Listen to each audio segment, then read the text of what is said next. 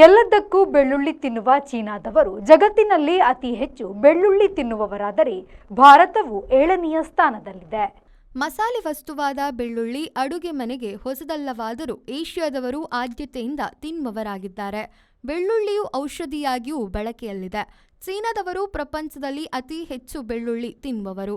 ಪ್ರತಿದಿನ ತಲಾ 12 ಬಿಡಿ ತಿನ್ನುತ್ತಾರೆ. ಪ್ರತಿ ವರ್ಷ ಚೀನಿಯರು ತಲಾ 14.8 ಕಿಲೋ ಬೆಳ್ಳುಳ್ಳಿ ಸೇವಿಸುತ್ತಾರೆ. ಎಲ್ಲ ಮಸಾಲೆಗೂ ಬೆಳ್ಳುಳ್ಳಿ ಇವರ ಮಂತ್ರ. ದಕ್ಷಿಣ ಕೊರಿಯಾದ ಜನರು ಪ್ರತಿ ವರ್ಷ ತಲಾ 6.2 ಕಿಲೋ ಬೆಳ್ಳುಳ್ಳಿ ಮೆಲ್ಲುವರು. ಇವರ ಬಿಬಿಬಾಪ್, ಬಲ್ಗೋಗಿ, ಕಿಮ್ಚಿಗಳು ಬೆಳ್ಳುಳ್ಳಿಮಯ. 3ನೇ ಸ್ಥಾನದಲ್ಲಿ ಬಾಂಗ್ಲಾದೇಶ ಇದೆ. ವರುಷ ತಲಾ 2.6 ಕಿಲೋಮೀಟರ್ ಬೆಳ್ಳುಳ್ಳಿ ಎನ್ನುವ ಇವರ ಮೀನು, ಮಾಂಸ, ಬಿರಿಯಾನಿ ಇತ್ಯಾದಿ ಬೆಳ್ಳುಳ್ಳಿ ಬಳಸಿರುತ್ತದೆ.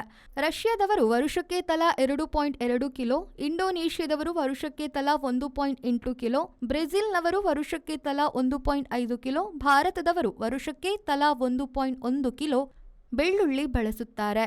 ಬ್ಯೂರೋ ರಿಪೋರ್ಟ್, ವಿ4 ನ್ಯೂಸ್, ಬೀಜಿಂಗ್.